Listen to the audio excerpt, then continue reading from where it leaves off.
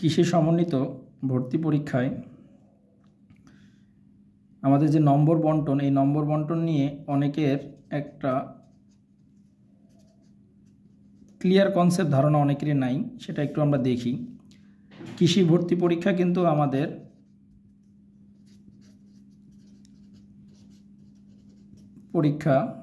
কিন্তু দুইটা রেজাল্টের উপর ভিত্তি করে হয়। একটা হলো এসএসসি এইচএসসির রেজাল্ট, যেটার ক্ষেত্রে এসএসসি অ্যান্ড এইচএসসির রেজাল্ট, এটাতে আমাদের টোটাল মার্কস থাকে 50, তার মধ্যে এসএসসিতে 25 থাকে এবং আমরা এইচএসসিতে 25 থাকে। আর একটা হয় আমাদের ভর্তি পরীক্ষা।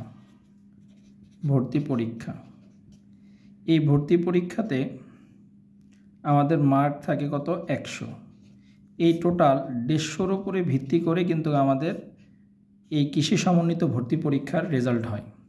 তো এই 150টার ক্যালকুলেশন, যখন ভর্তি পরীক্ষায় আমাদের 100 আছে, এটা নিয়ে কোনো সমস্যা নাই। বাট সমস্যাটা কোথায়, যে এসএসসির 25 মার্ক এবং এইচএসসির 25 মার্ক কিভাবে ক্যালকুলেট করে 50 হিসাব করা হয়, সেটা হলো একটা বোঝার বিষয়।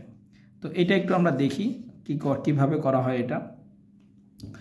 এসএসসি এইচএসসির রেজাল্ট থেকে 50-এর মধ্যে প্রাপ্ত নম্বর বন্টন এসএসসিতে করে 1050 নম্বরের মধ্যে প্রাপ্ত নম্বর ডিভাইডেড বাই 1050 গুণন হলো 25। এই 1050টা কীভাবে 4 সাবজেক্ট বাদ যাবে এবং এসএসসিতে তোমাদের যে শারীরিক শিক্ষা এবং কর্মমুখী শিক্ষা ছিল সেগুলোর নম্বর বাদে, তার মানে 4 সাবজেক্ট শারীরিক শিক্ষা, কর্মমুখী শিক্ষা, এই সাবজেক্ট 3টা বাদে টোটাল নাম্বার হলো 1050। এই 1050-এর মধ্যে কত মার্ক পাইলা সেটাকে 1050 দ্বারা ভাগ করে 25 দ্বারা গুণ করলে আমরা এসএসসিতে প্রাপ্ত নম্বর পেয়ে যাব 25-এর মধ্যে কত। তো এক্সাম্পলি ক এর এসএসসিতে প্রাপ্ত নম্বর 950, যেখানে 4 সাবজেক্ট শারীরিক শিক্ষা এবং কর্মমুখী শিক্ষা ছাড়া। তাহলে এসএসসি 25-এর মধ্যে তার রেজাল্ট, এই রেজাল্টে মানে 950 যে রেজাল্ট, এই রেজাল্টের মার্ক কত আছে।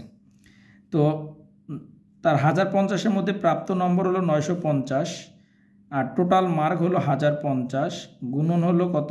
25। এখন এটা যদি আমরা ক্যালকুলেশন করি তাহলে আমরা কি পেয়ে যাব, যে তার 25-এর মধ্যে কত নাম্বার তার আছে, 25-এর মধ্যে তার প্রাপ্ত নম্বর কত, এটা আমরা পেয়ে যাব। তো এটা যদি আমরা ক্যালকুলেশন করি তাহলে পাবো আমরা কত? 22.62। তার মানে 22.62, এটা হলো তার এসএসসিতে 25-এর মধ্যে প্রাপ্ত নম্বর। তার মানে এসএসসি যে রেজাল্টটা সে তার আছে, তাতে তার প্রাপ্ত নম্বর হলো 25-এর মধ্যে 22.62। এবার আসি এইচএসসিতে ক্যালকুলেশন করা হয় 1100 নম্বরের মধ্যে প্রাপ্ত নম্বর। 1100 নম্বরটা কিভাবে আসলো? 1100 নম্বর হলো 4 সাবজেক্ট বাদে 1100 নম্বর ডিভাইডেড বাই 1100 গুণন হলো কত? 25। তাহলে এক্সাম্পলে আমরা যদি ধরে ক এর এইচএসসিতে প্রাপ্ত নম্বর হলো 986, যেখানে 4 সাবজেক্ট ছাড়া। তাহলে এইচএসসিতে তার 25-এর মধ্যে প্রাপ্ত নম্বর কত? 986 ডিভাইডেড বাই কত? 1100 গুণন হলো কত? 25। তাহলে এই ক্ষেত্রে তার মার্কটা কত?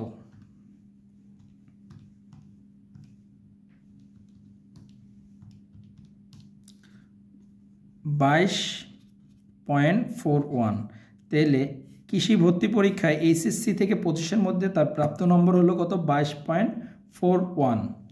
এখন যদি বলি টোটাল 50-এর মধ্যে তার প্রাপ্ত নম্বর কত, টোটাল যে 50 নাম্বার, এই 50-এর মধ্যে তার প্রাপ্ত নম্বর কত? তাহলে 22.62 ডিভাইডেড বাই 22.41, তাহলে কত? 3। তার প্রাপ্ত নম্বর হলো 45.03। তাহলে এসএসসি এবং এইচএসসির যে 50 নম্বর বন্টন থাকে, সে বন্টনটা কিভাবে করা হয় হিসাব, সেটা আমরা দেখার চেষ্টা করলাম। তাই ধরো একটা স্টুডেন্ট, সেই স্টুডেন্টটার 50-এর মধ্যে তার প্রাপ্ত নম্বর কত? 25.03। তার মানে 50-এর মধ্যে তার 25.03 আছে। এখন দেখার বিষয় হলো ভর্তি পরীক্ষায় সে কত পায়। আজকে অনুষ্ঠিত যে ভর্তি পরীক্ষাটা হলো সেখানে কাট মার্ক কত হবে, সেটার যদি আমরা বিশ্লেষণে আসি তাহলে দেখব যে জীববিজ্ঞানের 30টা কোশ্চেন ছিল। সেই 30টা কোশ্চেনের মধ্যে আমাদের মোটামুটি আমরা ধরতে পারি যে এই জায়গার মধ্যে যেহেতু শর্ট সিলেবাসের বাহির থেকেও কোশ্চেন ছিল, তো ধরে নিতে পারি এখান থেকে আমাদের 20 থেকে 21 মার্ক কাট মার্ক হবে এটার, মানে আমি এভারেজটা পরে বলতেছি, আগে বিষয়ভিত্তিকটা বলি। 20 থেকে 21 হবে।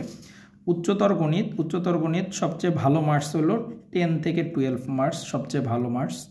রসায়নের ক্ষেত্রে আমার কাট মার্ক সবচেয়ে ভালো হবে 12 থেকে 13 মার্কস। পদার্থবিজ্ঞানের ক্ষেত্রে আমার হবে 10 থেকে 11 মার্কস, এবং ইংরেজির ক্ষেত্রে আমরা ধরে নিতে পারি 3 থেকে 4 মার্কস।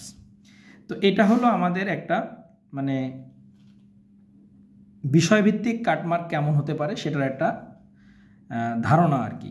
তো সেখান থেকে যদি আমরা ক্যালকুলেশনে যাই, তাহলে খেয়াল করব যে আমার অ্যাভারেজ নেগেটিভ মার্কিং বাদ দিয়ে যদি আমরা বলি, তাহলে আমাদের সবচেয়ে বেস্ট মার্ক হলো 58 থেকে 60।